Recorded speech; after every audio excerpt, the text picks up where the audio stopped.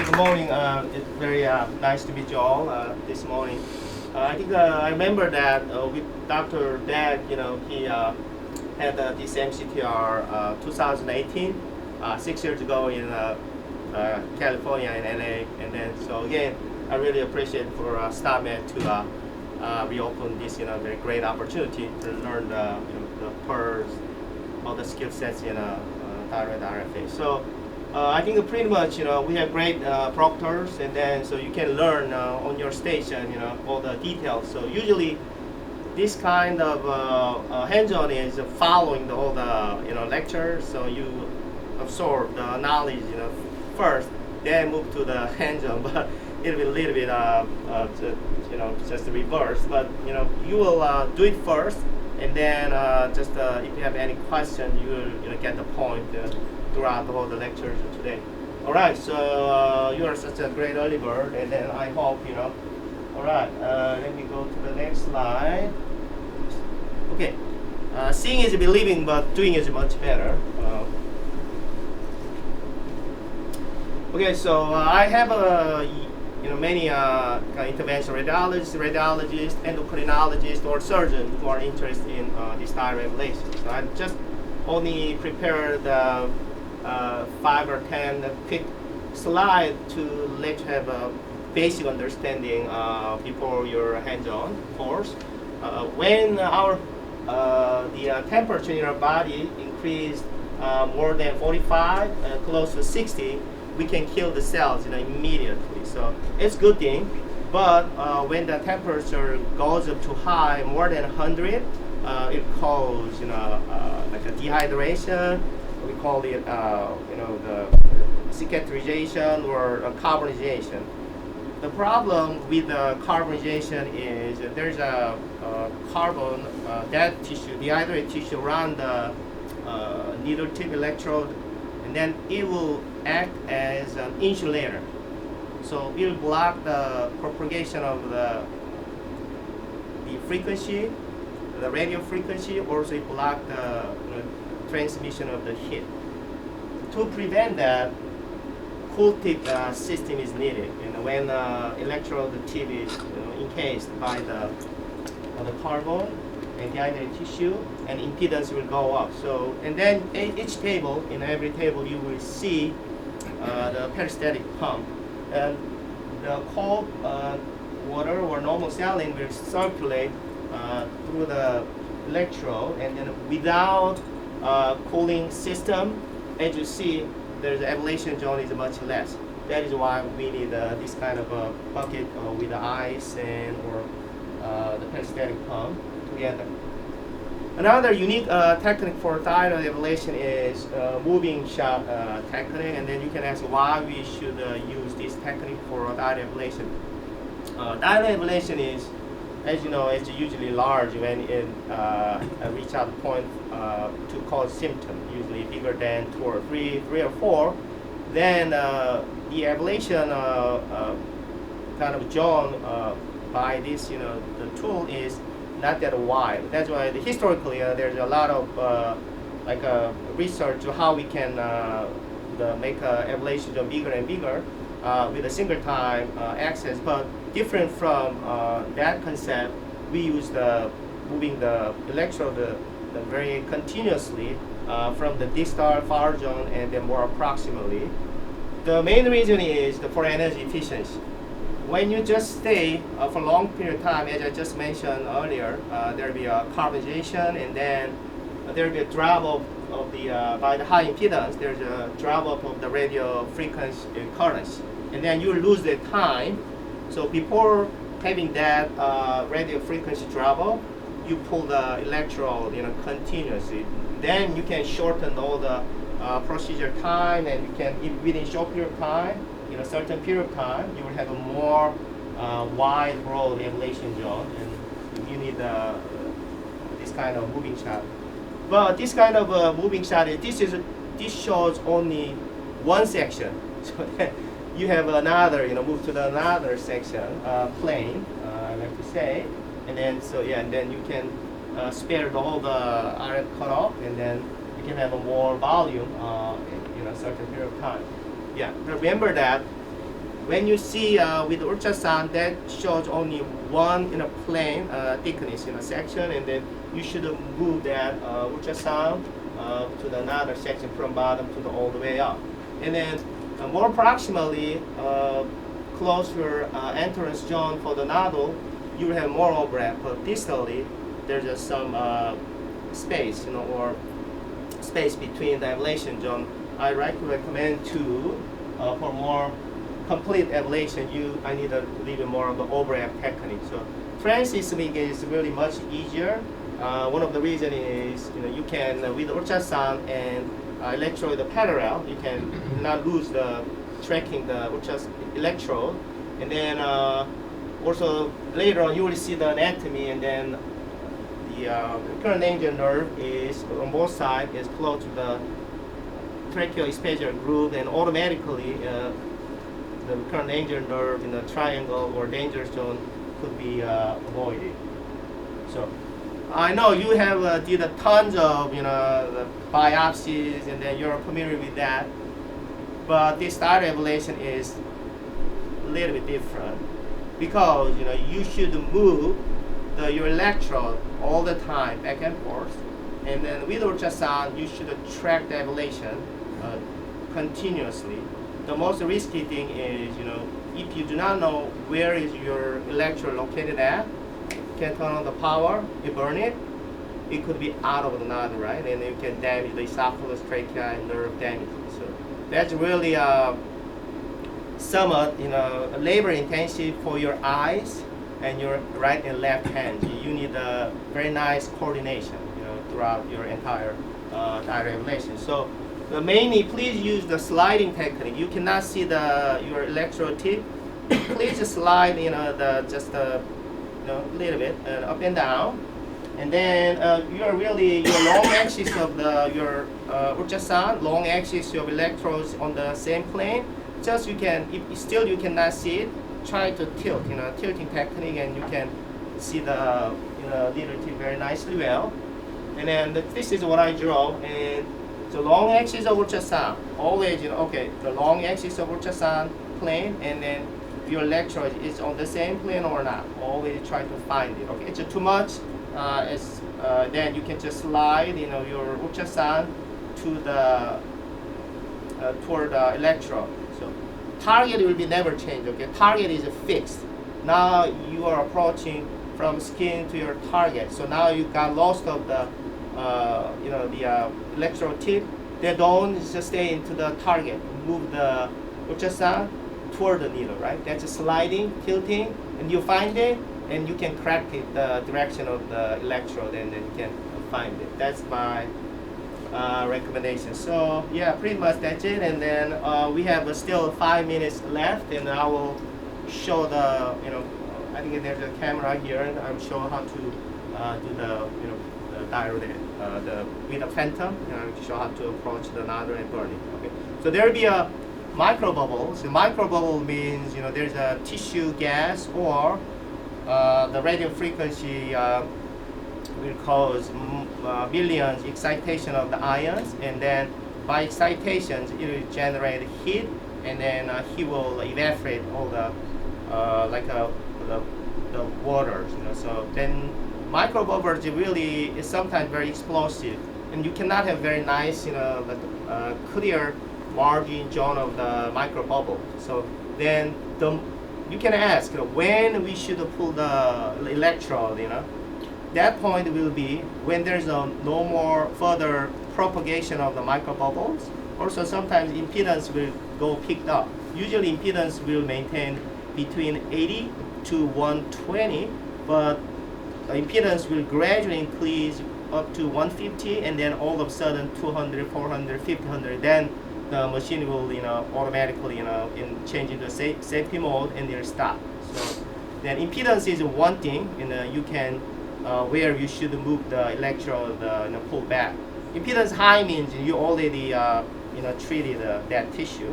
Another second thing is there's no more further micro bubbles are generated. That means it's okay. All the heat is enough generated. At that time you should pull the electrode backward, and then back and forth, back and forth. The reason why we start from the far distal inferior portion is there's a micro bubbles ultrasound cannot penetrate, cannot see the distal part. So evaluation joint should be start from the bottom, distal, and you can pull back and then go to the upper layer and back and forth, back and forth. So from inferior portion of the nodule, upper part of nodule, it doesn't matter, but I usually start from inferior portion. But sometimes nodule is really long, oblong, sometimes I can divide into several sectors. I just, in the nodule concept. So let's get started with so you have I know a lot of questions, something like that, and then proctors will be hang around all the time throughout the day. Then if you have any questions, please approach to them, and then let's have some very nice discussion and talk. Okay, good. All right.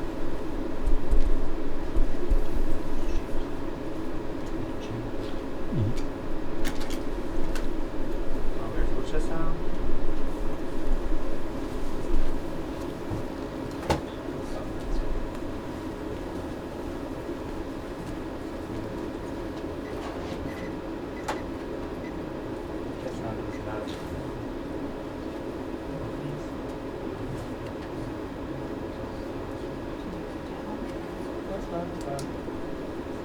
Okay, so you can see not like a real genuine thyroid nodule, but you can see it. So when you start, don't please put your this electrode far away from the edge of the ultrasound. If it's too far away, before seeing the electrode, you should travel long kind of distance. So I usually start just like a couple of millimeter away from the edge of the ultrasound. And then you can just here, you can see that, and then you can advance a little bit. You can see the your electrode very nicely. Okay, always as I mentioned, just try to find out the both axis of your ultrasound. Electrodes are on the same plane right there, right? So then you advance it, and then you will see it. Okay, good. And then if you cannot find it, just swivel the ultrasound.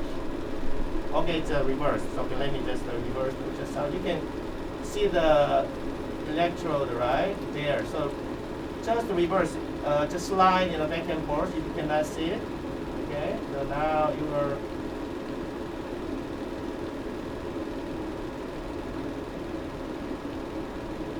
slide like that.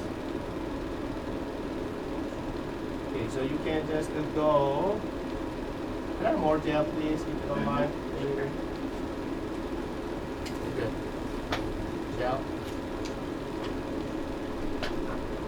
Thank you. Okay, good. Very nice. Yeah, now you can see the needle tip, right? Electrode, needle approaching. So I usually go down, tip down more like this part, and then come back. Okay, so now I'm going. Just pass through, just tilting, and you can see, okay, only trying to find, and then see that, the electrode tip. I track some air bubbles from the surface, you can see the electrode tip. Okay, can I start ablation and turn on the power, bodies? Yeah.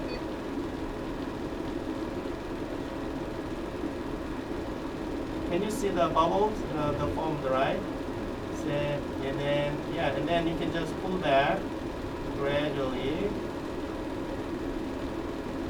Then it's a propagate more and more. Pull back, and then so moving sac technique is just without stopping. You can advance your needle, electrode, and continuously, and you can ablate. See that in the edge of it, and yeah.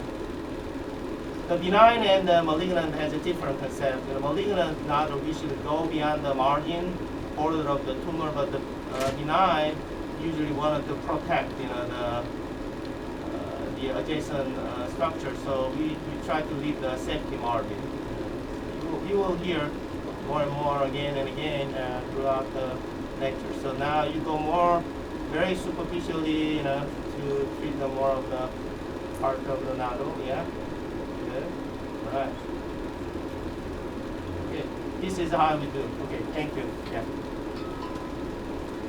Yeah, don't worry, this is not a real pain, so you not kill anyone, and then so no issue at all. try as much as you can. I think everybody will have a 10 minutes, opportunity. Okay, I will next to you, or just ask you, proctor. You cannot find the electrode, and you have some issue, any questions. They are very happy to, answer to any kind of, your questions. So, do you have any questions? Anything else? Yes, please. What's the smallest nodule body or size? Any, the smallest one is not a big issue, to me, what size, the largest size nodule am I confident, I'm comfortable to treat it, right? The small nodules, we can easily burn it, but there's some ethical issue. There's no symptoms, nothing else, while going to treat it, right? So that is the downside, the size, the smaller, it's easier to control the volume. We are approach to more complete ablation. So volume increases more, right? And then it's even with the multiple sessions, it's hard to achieve, complete ablation. So and then also definitely there's nodules in gray zone. So yeah, I will talk more about it later on during my lecture. Any questions? Sir, yeah, you first. No. What's the volume of ablation? So how big if you do a complete ablation around the tip, yeah, how big is that? Like 1 centimeter by, it's a cylinder of ablated tissue. Okay. So how big is that volume? Okay, yes. Just with a 10 millimeter active, the electrode, tip, right? So then it's really 10 millimeters active. That means non-insulated. All the other portions are insulated. That is a kind of like embedded in a plastic tube. The same like a electric cord, right? That exposed tip is a 10 millimeter, and then from each side and circumferentially, it will burn the 5 millimeter. So then you have almost a 10 millimeter, the round ablation zone, round active tip. Also from the tip, there's another 5 millimeter in a distal ablation zone.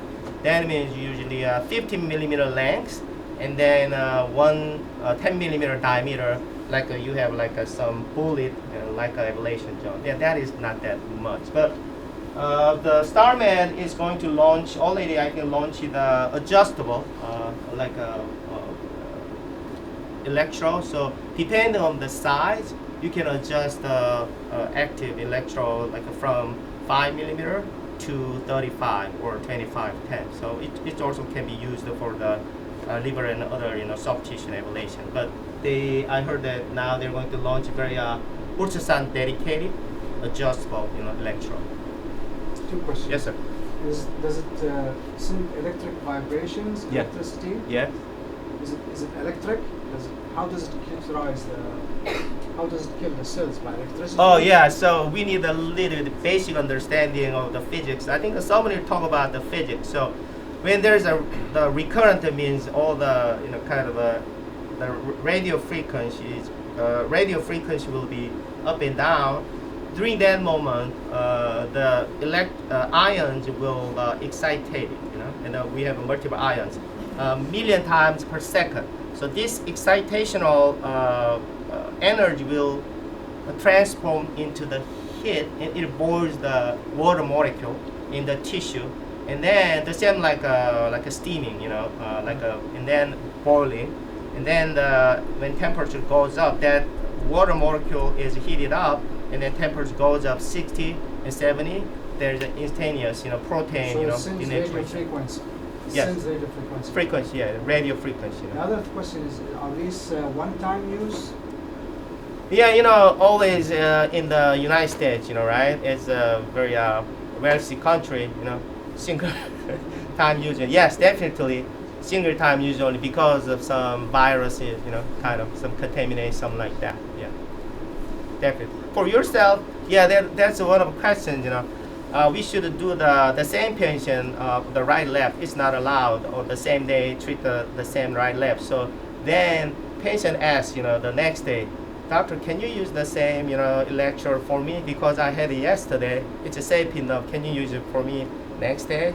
That was really kind of question from one of my patients, and I don't know. Okay.